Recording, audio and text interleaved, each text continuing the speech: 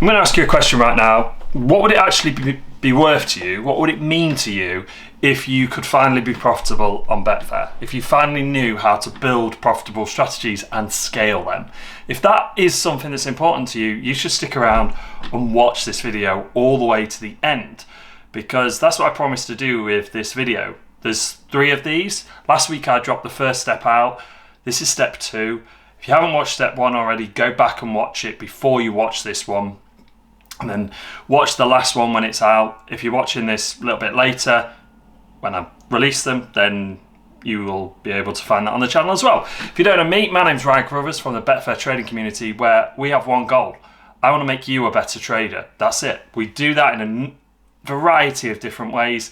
Podcast and YouTube channel, we put so much time, effort and energy into this to get you better at trading. And then we have a community of people and the best stats software out there ever.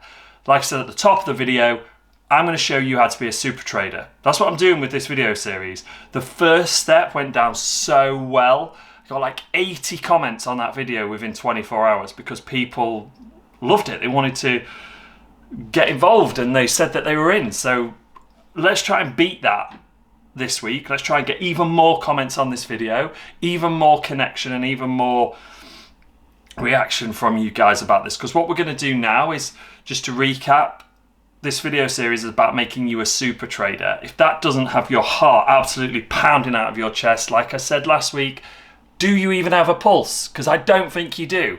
Because this series is everything that I've done over the last 16 years condensed into 3 videos to show you how to build and scale a strategy. It's the basis of everything. This week, we're going into the in-play section, okay? So what we did last week, we did step 1 and 2, which was laying the foundation, the groundworks, and then the pre-trade information. Now we're gonna go in play. And then what I'm going to do with the next video next week is we are going to do the post-trade, and we're also going to talk about the next steps. How do we scale? So a bit chilly today. I bought an ice plunge bucket for my garden and I've been in it this morning and it was freezing. And now, I'm a bit chilly in this room. Members will know because me and Adam have both bought one, and I put a picture up in the community of me in it. Oh, it's cold. It is really, really cold. But I feel like on fire today and I'm flying. And I'm also very caffeinated. So let's get into it. If you've watched the first video, great. If not, do not watch this one. Skip back and watch that video. Okay, then come to this one. They are built in sequence, okay? If you need to watch them again and again and again until you understand it, do that. If you need to ask questions, drop them in the comments below and I will answer them. And also, if you want the document that I have here, I've typed all of this out in a really amazing format. Everything is here so you can work through it. If you comment the word super trader below, I will send you this document, okay? So that you've got it, because now you can work off it, okay? It's a little bit like a workbook then. Now, if you have watched that video, I absolutely tip my hat to you. If you commented Super Trader, if you've read the document, if you've commented that you're in on that first video, amazing. I am really, really impressed and I'm happy that you've done that.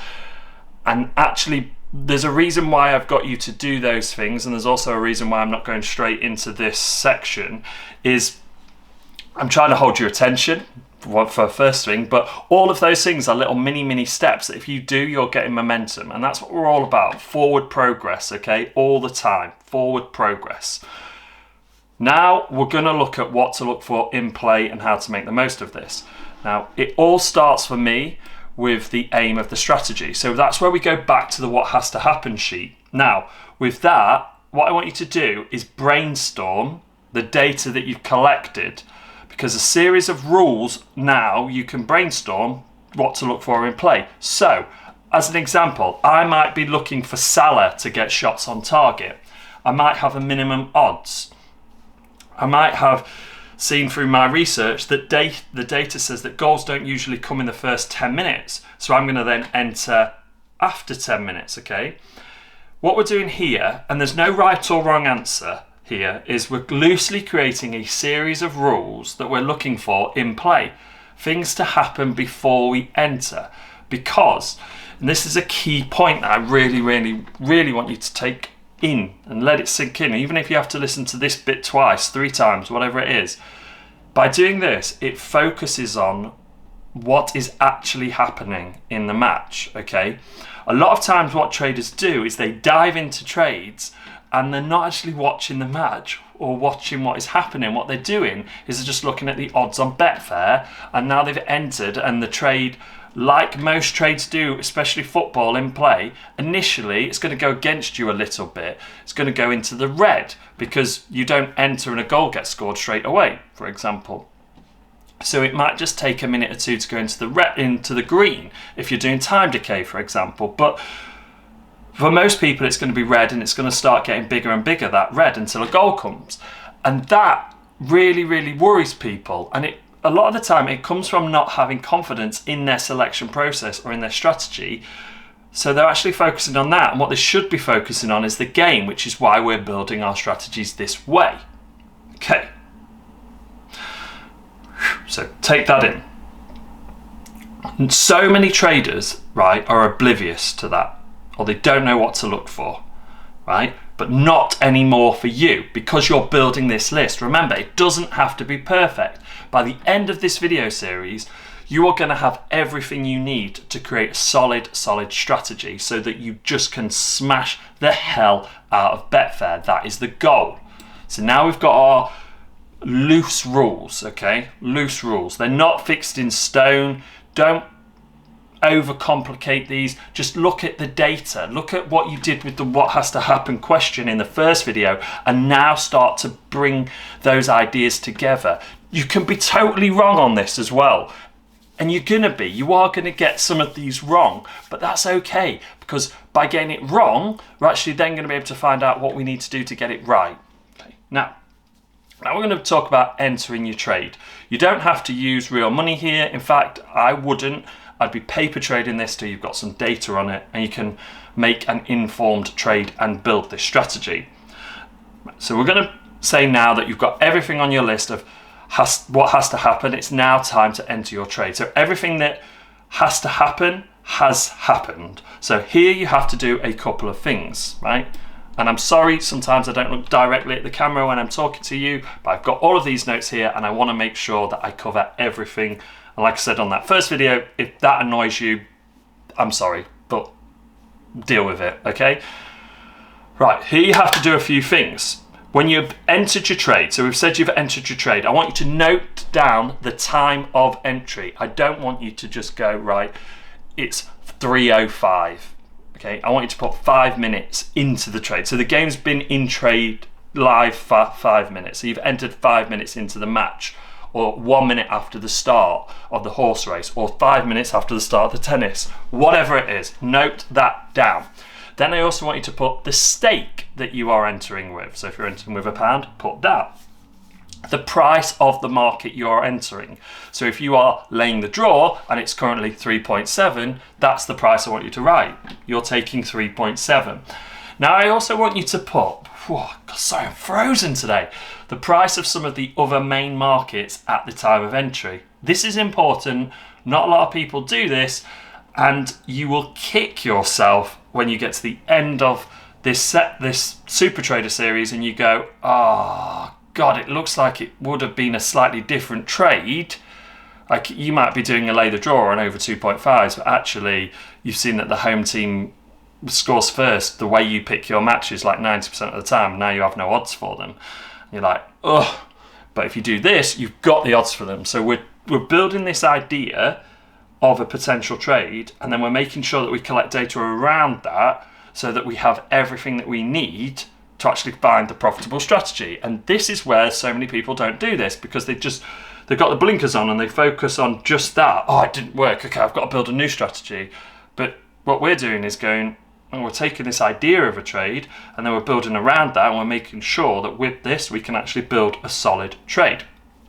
Okay, so if you're doing like lay the draw, then you want the rest of the match odds market, So I'd get overs and unders on that, like 2.5s. I'd do the home, draw and away, because that's what you're going to be doing. You'll know they're the main markets for the football. You'll know what to do for the rest of yours. I also want you to write down the stats in that match that led you to enter the market. So what was it about that match that made you go, yes, this is what I want. This is definitely why I'm going to trade this match. Okay, cool.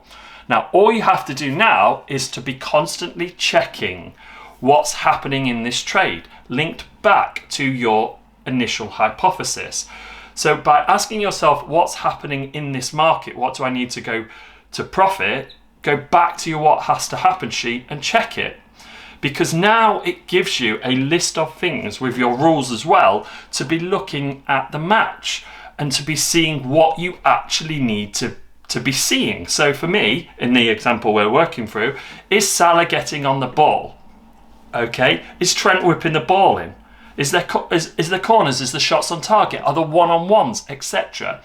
Now this really, really helps you when you're comparing about what you're seeing here to your original idea, because it makes you focus on the right things. Like I said slightly earlier, you're not just focusing on the loss of the match, you're actually focusing on what is happening in the match and does that pair up with your original idea. Okay, now we can move on to exiting the trade. And this is the $1 billion books question here. Bluey fans will pick up on that one as well. We do love I love me a bit of Bluey, you know. It's such a good kids show, but I could watch it on my own. It's just not annoying like Peppa Pig. I mean, Peppa Pig is well annoying. So, when do I know when to exit? I get this question all of the time. Okay. Now, firstly, let's say you're in profit and the trade has gone the way you wanted it to trade. Take the profit and move on. Don't be a greedy little bugger, okay? Note the data of the exit time. So the time you got out, the exit point you got out, because we can use this later. What the prices were of the other markets when you got out as well. Okay, see what we're doing here? We're layering upon layer. And it's so simple. This isn't difficult stuff we're doing. Now, if it isn't going your way, we look at those loose rules and we refer back to them. What has to happen? Now, if it isn't happening, cut the trade short, get out and run. Okay, but then the key with this as well is then at the end of that is to write down why you did that, why you decided to get out of that trade now, why you decided to cut it short, why you decided to exit the trade. Get it down onto paper so that you know why you did that. Okay, cool. So that's it for today's video. That is it. We are now going to move on to the post-trade, because what we've done with the first video was all about building your strategy, laying the foundations. What we've done with the second video and finding that strategy, the second video is what to do in play and how to smash that. The last video is all about the post-trade. Now, regular watchers will know I give you a word towards the end of the video for you to comment. It builds that sense of community. It helps me out as well with the YouTube algorithm, because the more comments we get, the more this videos get shown to people. And I genuinely think that our channel should have 100,000 subscribers. We've got 10,200 and I am on a mission to get these videos in front of more Betfair traders. By you doing that, it helps us. So the word I want you to comment today is in play. It also does another thing. I'm literally staring at a camera right now. There is nobody else in this room or house. So it's quite sad really, and it's a little bit lonely. You can tell from my personality, I like people, I like to be around them. You commenting, it lets me see your faces, so when I actually do these videos, I'm thinking about you guys in the back of my mind, whether you're a paying member or not. Okay, cool. I'll see you next week for another one of these Super Trader videos. Until then, make your notes, comment on these videos, watch more videos of BTC if you want. If you get stuck, remember, you can ask for help. And I will see you very soon.